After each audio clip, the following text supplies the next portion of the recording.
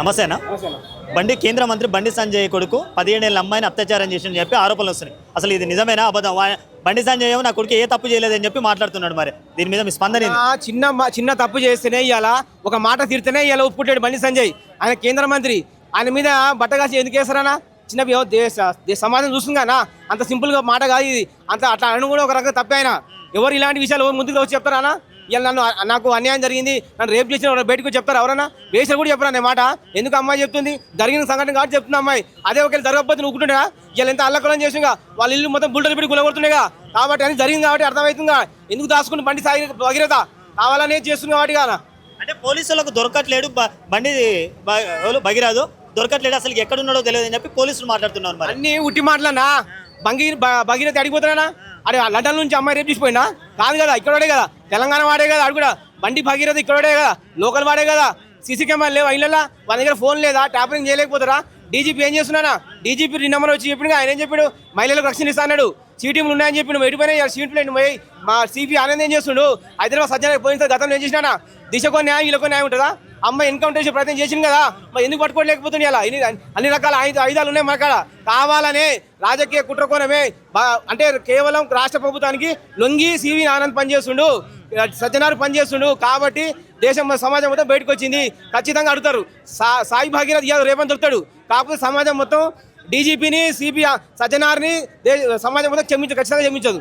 అన్న, ఇప్పుడు POCSO case అనేది 24 గంటల్లో నమోదు కావాలి. ఇంతవరకు 8వ తారీఖు నాడు కేసు నమోదు చేయి ఇంతవరకు కాలేదు. అసలు పోలీస్ వ్యవస్థ తెలంగాణలో ఉన్నదా, అసలు లేదా?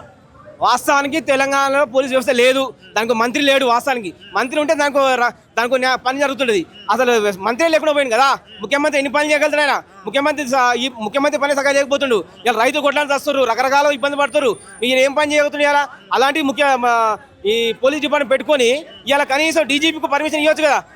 ఆయనకు చెప్పాలి కదా, డీజీపీని పోయి పట్టుకోరా బాబు అని చెప్పాలిగా. ఎందుకు పట్టుకోలేకపోతాడు? ఖచ్చితంగా ఇది ఫెయిల్యూరే. రేవంత్ రెడ్డి సర్కార్ ఫెయిల్యూర్ అయ్యాడు. ఆయనకు లొంగిపోయాడు. బండి సంజయ్కి లొంగిపోయాడు. నిన్న మన మోడీ చెప్తుండగా నువ్వు నా దగ్గర కలువు అని చెప్పిండుగా. ఆయన అందుకే నవ్వుతుండు. అంటే అర్థమైంది లోపాయకారు ఒప్పందం జరుగుతుంది ఇక్కడ. అంటే స్వార్థం కోసము, ఆయన రాజకీయ స్వార్థం కోసమే. ఇంకేం కావాలన్నా తెలంగాణ అనేది ముఖ్యమంత్రి పదవి ఇచ్చింది. ఇంకేం కావాలి ఆయనకు? అంటే ప్రధానమంత్రి పదవి కోరుకుంటుండా? అప్పుడే పోతాడు. ఆయనకు అర్థాక ఇది మరీ అన్యాయం. ప్రజలు చూస్తారు, క్షమించరు. ఇది ఖచ్చితంగా అమ్మాయి విషయంలో సమాజం మొత్తం ఒక అమ్మాయి వైపే ఉంది. కేవలం రేవంత్ రెడ్డి ప్రభుత్వం, బండి సంజయ్ ఫ్యామిలీ వరకే ఆ అబ్బాయి మీద సపోర్ట్ చేస్తారు.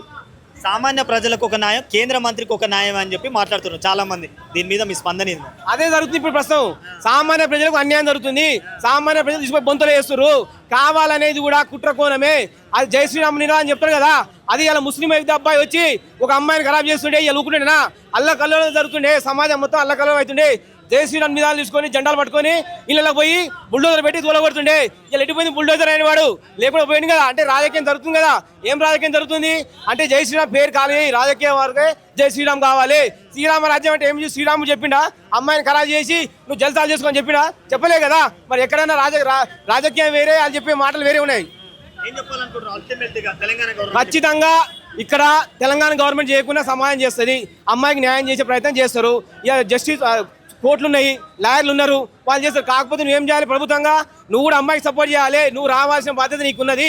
డీజీపీ రావాలి, సిపి సజ్జనార్ రావాలి. వీళ్ళు వచ్చి ఆయన పట్టుకోవాలి, ఆయన పట్టుకొని లోపడేయాలి. ఎవరైతే వాడు సాయి భగీరథ ఉండా వాడిని తీసుకుపోయి లోపడేయాల్సిన ప్రయత్నం చేయాలి. యాక్చువల్ పోక్సో యాక్ట్ ఏం చెప్తున్నారా? 24 గంటల్లో పట్టుకోవాలి, నిందితుని పట్టుకొని జైలు వేయాలి. మరి ఎక్కడ పెట్టుకుని ఇవ్వాలా? అటు తప్పించుకొని పోతుందంట, ఫోన్ స్విచ్ ఆఫ్ ఉందంట. ఎవరి కహాని చెప్తారు కథలన్నీ? ఇవన్నీ ఉట్టి మాటలే, బూటకాలు ఇవన్నీ. కాబట్టి ఖచ్చితంగా సమాజం చూస్తుంది. తెలంగాణ ఉట్టి సమాజం ఏం కాదు. కొడగా నేను దింపుతారు, నువ్వు దిగిపోతావు అని అర్థమైపోయింది. నువ్వు కరెక్ట్గా అమ్మాయికి న్యాయం చేయకపోతే తెలంగాణలో ఉన్నటువంటి మహిళా సమాజం కూడా చూస్తుంది. చెప్పుదాం కొట్టే రోజులు రాకపోతున్నాయి. బండి సంజయ్ని నన్ను రాజకీయంగా ఎదుర్కోలేక కావాలని నా కొడుకు మీద నిందలు వేస్తున్నారు అని చెప్పి మాట్లాడుతున్నాడు మరి ప్రెస్ మీట్లల్లో. అంటే ఏం కావాలైనా? ఇంకా రాష్ట్రపతి అవుతాడా? లేదు ఇంకో దేశ ప్రధానమంత్రి కావాలా? ఏం కావాలైనా? దేశ సహాయ మంత్రి అయిందిగా. సంఘనాకానికి ఎందుకు అయిండు? ఏం సహాయ మంత్రి? అది కూడా ఏ సహాయ మంత్రి అంటే పోలీస్ సహాయ మంత్రి అయింది దేశానికి. మరి ఇలా పోలీసు వ్యవస్థ మొత్తం ఆయన చేతిలో గుప్పలో పెట్టుకొని ఆటలాడుతుండు. కావాలని ఆయన మీద బట్టగాల్చి ఎవరు వేయరు. అదేదో ఎక్కువ కాసే పని కాదు కదా. ఆడపిల్ల విషయం ఏ వేషం కూడా వచ్చి బయటకు చెప్పుకోవద్దు నన్ను రేపు చేసినని. ఎందుకు చెప్తుంది అమ్మాయి? జరిగిన సంఘటన కాబట్టి ఇది వాస్తవం కాబట్టి ఇది బాధతో చెప్పిన విషయం. అమ్మాయి 6 గంటల దాకా ఎఫ్ఐఆర్ కాదు కాదా? ఎందుకు కాదు? అంటే నీకో న్యాయం అనుకో న్యాయం, అధికారం ఉన్నా కాబట్టి నీకు న్యాయం దొరుకుతుంది. కాబట్టి సమాజం మొత్తం చూస్తుంది. ఖచ్చితంగా వాడు జైలుకు పోతాడు, జైలుకు పోవాల్సిందే. అమ్మాయికి న్యాయం చేయాల్సిందే. బాధిత కుటుంబాన్ని రక్షించాలి. గవర్నమెంట్ ఖచ్చితంగా రక్షణ కల్పించాల్సిందే అని మా డిమాండ్ చేస్తున్నాం. అన్న ఇప్పుడు ఏపీలో ఒక యూట్యూబర్ కు పోక్సో కేసు అయింది అసలుకి అతడు సామాన్య ప్రజలు మరి ఇక్కడ కేంద్ర మంత్రి కొడుకు అని చెప్పి ఏమైనా నెగ్లెక్ట్ చేస్తున్నారా వాళ్ళు అదే చెప్తున్నా కదా, కేంద్ర మంత్రి ఏమంటే బండి సంజయ్ ఆయన మన్నలు కొనాలి, ఆయన కాడ డబ్బులు లాగాలి, ఇంకో మంత్రి పదవి కోసం రేవంత్ రెడ్డి ఏం చేస్తున్నాడే ఆయన మన్నలు, ఈయన తర్వాత ఎవరు ఇంకోడు మోడీ మనలు కావాలి అని ప్లానింగ్ తో రేవంత్ రెడ్డి ఏం చేస్తుండు పక్క జరుపు షిట్ దేనికైనా ఇంకా షిట్ ఎందుకు ఇక్కడ ఎందుకు షిట్ 15 రోజులకు రాదు, ఏం చేస్తా షిట్ కూడా ఆ విచారణ చేపిస్తున్నాం ఇంకా జరుగుతుంది. ఆలోపు యాంటీసెప్టిక్ బెయిల్ తీసుకుంటాడు, వచ్చేసి బయటకు వస్తాడు, అంటే జైలుకి పోకుండానే మనోడు సాయి భగీరథ చేస్తాడు, బయట జరుగుతాడు, బెయిల్ తెచ్చుకుంటాడు, ఖచ్చితంగా బెయిల్ చేసుకునే ప్రయత్నం చేస్తారు. కాబట్టి ఖచ్చితంగా ఇప్పటికైనా తెలంగాణ రాష్ట్ర ప్రభుత్వం వెంటనే స్పందించాలి, ఆ బాధిత కుటుంబానికి న్యాయం చేయాలి, ఆ సాయి భగీరథ మాత్రం తీసుకొని జైలు వేయాలి. ఇది మా డిమాండ్. రైట్. ఇలాంటి మరిన్ని వీడియోల కోసం మా యూట్యూబ్ ఛానల్ను లైక్ చేసి సబ్స్క్రైబ్ చేసుకోండి.